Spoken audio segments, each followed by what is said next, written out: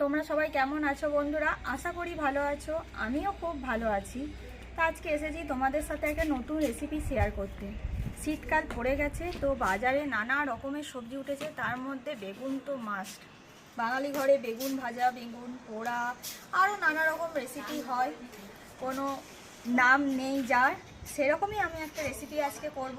রেসিপিটা হচ্ছে আমার শাশুড়ি। তার রেসিপিটা করতে খুব কম সময় লাগে আর খেতে হয় অসম্ভব সুন্দর। একবার যদি করো, আমি গ্যারান্টি দিয়ে বলছি খুব সুন্দর হবে। রেসিপিটার আমি নাম খুঁজে বার করেছি বেগুন সুন্দরী। তোমাদের একটা পছন্দ মতো তোমরা নাম দিও। রেসিপিটা চলো কী করে করি তোমাদেরকে দেখিয়ে দিই। সেরকম কিছুই লাগে না, তাহলে চলো দেখে নিই। বেগুন সুন্দরী করার জন্য আমি এখানে দুটো বেগুন নিয়েছি। তাহলে কিভাবে কেটে নিচ্ছি বেগুনগুলো, তাহলে চলো দেখে নেওয়া যাক।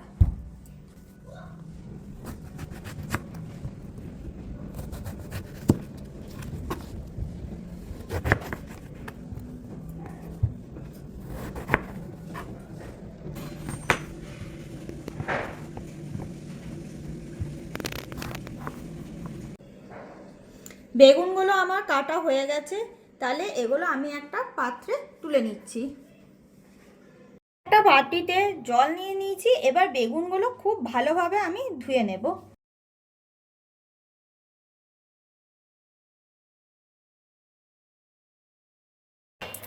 বেগুনগুলো ভাজার জন্য আমি গ্যাসে কড়াই বসিয়ে দিয়েছি, আর কড়াইটা আমার ইতিমধ্যেই গরম হয়ে গেছে। এবার দিয়ে দেব পরিমাণ মতো তেল।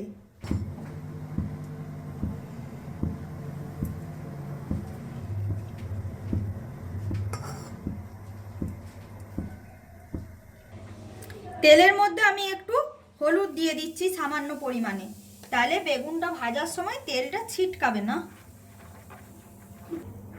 তেল গরম হয়ে গেছে, এবার বেগুনগুলো দিয়ে দিচ্ছি।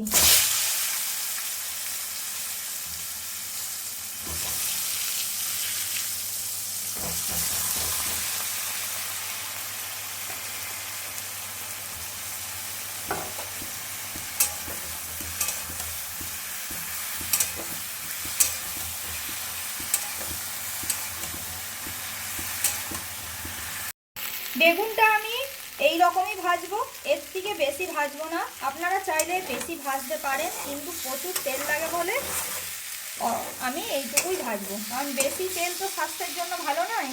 আপনারা চাইলে এর থেকে বেশি ভাজতে পারেন। আমার ভাজা হয়ে গেছে, এবার আমি এটা একটা পাত্রে ঢেলে নিই।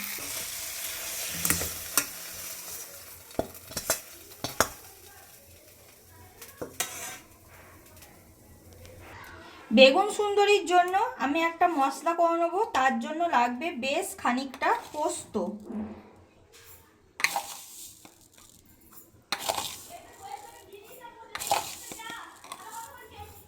আর দেব পোস্তর সাথে সর্ষে।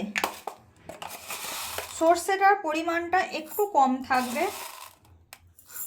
আর ঝালের জন্য দেব 4টে কাঁচা লঙ্কা। এইটাকে খুব ভালো করে আমি মিক্সিতে বেটে নিচ্ছি। আপনারা চাইলে শিলনোড়ায় বেটে নিতে পারেন। কড়াইতে আমি আবার তেল দিয়ে দিয়েছি। তেল খুব ভালোভাবে গরম হয়ে গেছে। এবার দিয়ে দেবো এর মধ্যে কালো জিরে।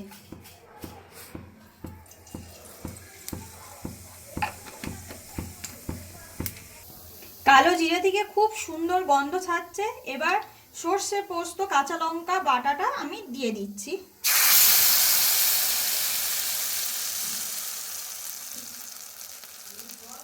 পরিমাণ মতো নুন, আর রঙের জন্য দেব আমি সামান্য পরিমাণ হলুদ।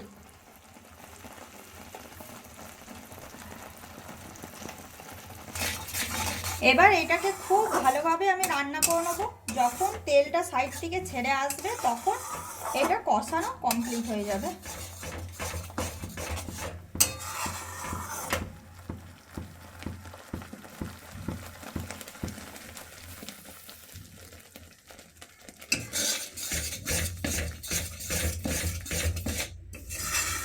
আমার মশলাটা খুব সুন্দরভাবে কষানো হয়ে গেছে। চার সাইড দিয়ে তেল ছেড়ে দিয়েছে, আপনারা দেখতে পাচ্ছেন।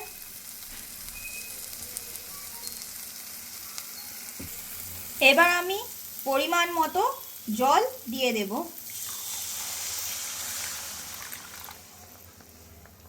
আমি প্রথমে অল্প জল দিলাম, তারপর যদি দরকার পড়ে আবার দেব, কারণ এটা খুব একটা ঝোল হয় না।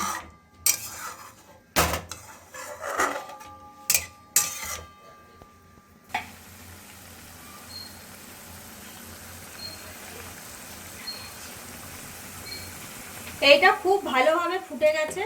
এবার ভেজে রাখা বেগুনগুলো এর মধ্যে আমি দিয়ে দিচ্ছি। বেগুন ভাজার সময় আমি কোনো রকমের তেল বেগুন ভাজার সময় আমি কোনো রকমের নুন দিইনি, কারণ বেগুনগুলো গলে যেত, তাই এটার মধ্যে ঠিক ব্যালেন্সে নুনটা দিয়েছি। বেগুনের মধ্যেও অ্যাবজর্ব হবে আর এটা খেতেও খুব সুন্দর হবে। আমার আর জল লাগবে না, এই জলেই হয়ে যাবে।